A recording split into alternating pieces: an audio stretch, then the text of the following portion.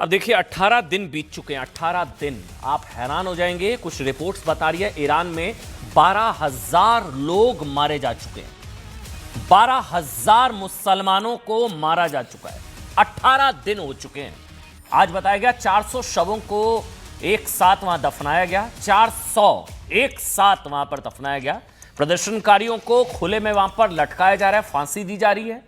Iran में जो आंदोलन चल रहा है या क्रांति चल रही है, कुछ रिपोर्ट्स बता रही हैं, कुछ विदेशी रिपोर्ट्स, आंकड़ा 2 से 3 हजार का है, लेकिन कुछ विदेशी रिपोर्ट्स का दावा है 12,000 मुसलमानों को मारा जा चुका है। 12,000।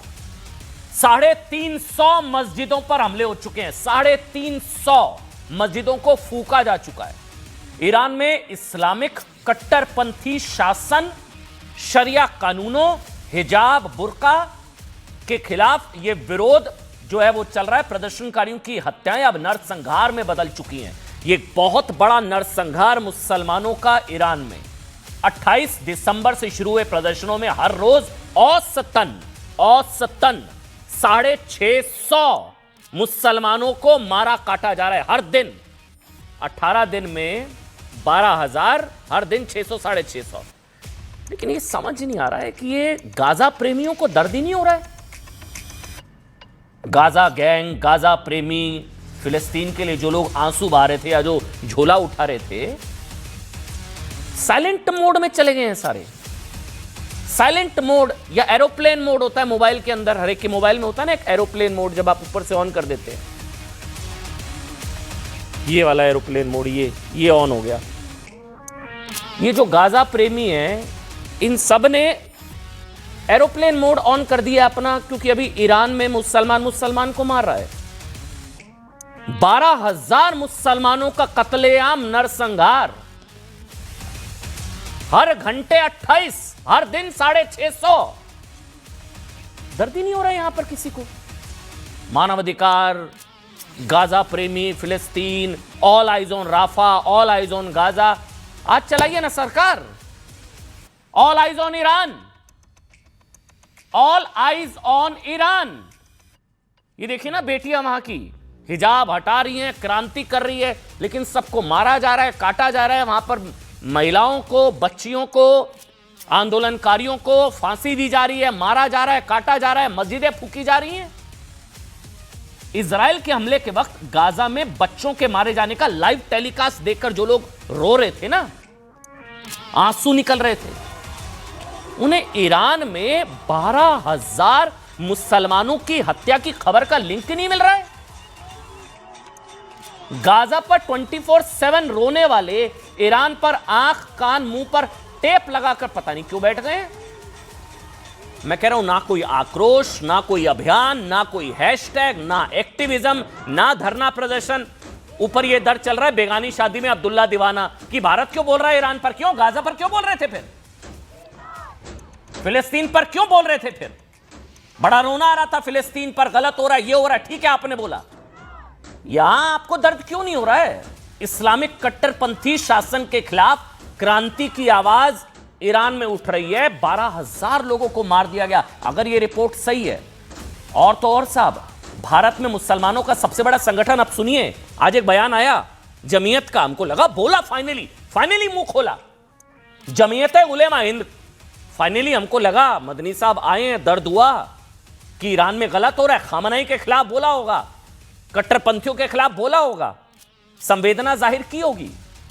मतलब जमीयत उलेमा हिंद जो गाजा के लिए सबसे ज्यादा चिंता में था, उसके अध्यक्ष मदनी जी ने आज एक लेख लिखा, ईरान पर चिंता नहीं जाहिर की, भारत पर चिंता जताई।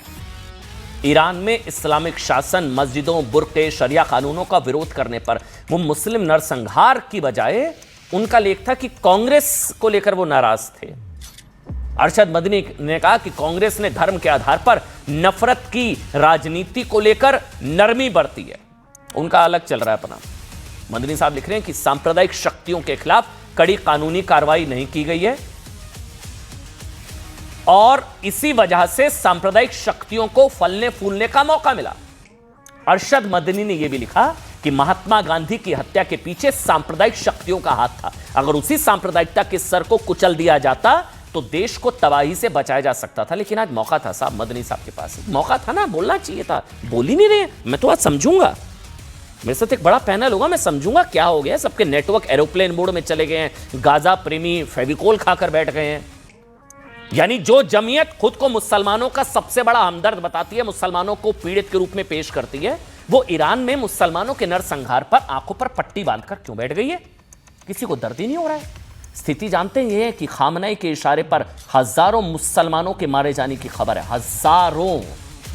लेकिन भारत के गाजा प्रेमी इसे ये कहकर भी जस्टिफाई कर रहे हैं साहब कि इस्लामिक शासन, शरिया, बुर्का विरोधी प्रदर्शनों के पीछे ये इजराइल होगा। जरूर इजराइल का हाथ है, अमेरिका का हाथ है, इसलिए इनके साथ जो हो रहा है ना, वहां मुसलमानों के साथ ठीक हो रहा है। मतलब यानी जब ईरान में मस्जिदों को फूका जा रहा है, 350 का नंबर है। तेहरान की अबूजर मस्जिद में तोड़फोड़ के बाद आग लगाई जा चुकी है। महिलाएं, बेटियां खुलेआम बुर्के की होली जला रही हैं। ईरान में इस्लामिक रिपब्लिक खत्म करने के नारे लग रहे हैं। सब कुछ हो रहा है। ये देखिए ना, 12,000 की मौत, सड़कों पर सैलाब। मस्जिद, ये चाहिए वाली तस्वीर देखिए आप, मस्जिद पर हमला, इसकी तस्वीर भी आई। अगर आप ध्यान से देखेंगे, ये जो मस्जिद पर अटैक हुआ था उसका एक सीसीटीवी वीडियो भी आ गया। ये मस्जिद पर अटैक, शहर शहर आग लगी हुई है, 12,000 लोग मार दिए साहब। लोग शरिया कानूनों से आजादी की मांग कर रहे हैं, मुसलमान मारे जा रहे हैं।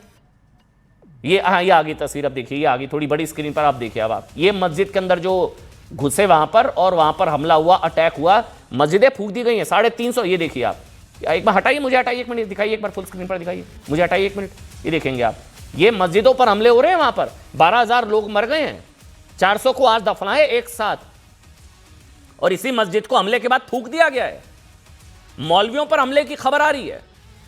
ऐसे वक्त में मैं कह रहा हूं, जमीयत या दूसरी संस्थाएं भारत में कथित सांप्रदायिक का रोना रो रही हैं, लेकिन ईरान अपने ही देश के प्रदर्शनकारियों के लिए कह रहा है कि उनके खिलाफ विदेशी एजेंट्स जैसा सलूक होगा, सरेआम फांसी दी जाएगी, शरिया कानूनों के हिसाब से प्रदर्शनकारियों के हाथ पैर कटवा दिए जाएंगे। अब कहां गए मानवाधिकार? मुस्लिम देश उम्मा क्या हुआ? उम्मा का क्या हुआ? मुस्लिम देश कहां है?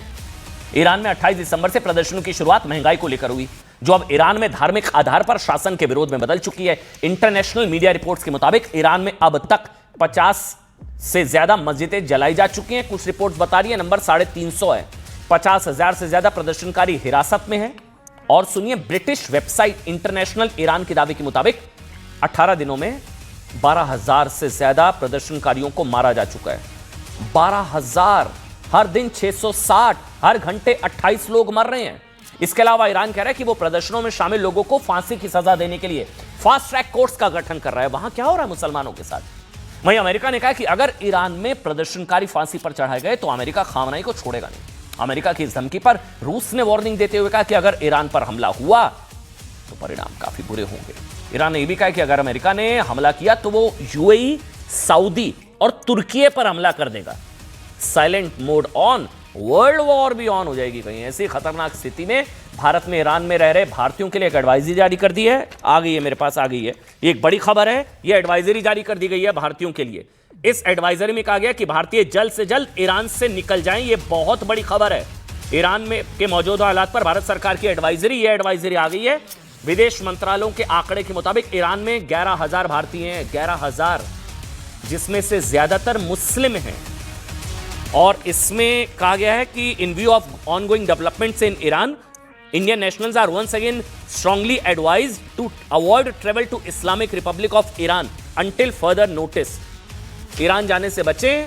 और ईरान में जो 11,000, हाँ, जो आंकड़ा, एक और advisory embassy of India Tehran, इसमें भी कहा गया है कि अगर जो है वहां जाने से बचें और सुरक्षित स्थानों पर रहें। 11,000 के करीब जो है वो भारतीय हैं। ये एडवाइजरी आ चुकी है। ईरान में भारतीय दूतावास से संपर्क करें, जरूरत पड़े तो भारतीय दूतावास से संपर्क करिए। बहुत बड़ी खबर है, ये बताना बहुत जरूरी है। भारतीय सुरक्षित रहें, वो कहीं भी हो। इस्लामिक रिपब्लिक ऑफ ईरान के अंदर मौजूदा हालात पर भारत सरकार की एडवाइजरी आ गई है। और इसमें कहा गया कि सभी भारतीय नागरिक जल्द ईरान छोड़ दें। ईरान छोड़ दें क्योंकि वहां कत्लेआम मचा हुआ है, नरसंहार चल रहा है, इस्लामिक कट्टरपंथी शासन के खिलाफ लोग सड़कों पर हैं। और जरूरत पड़े तो भारतीय दूतावास से संपर्क करें।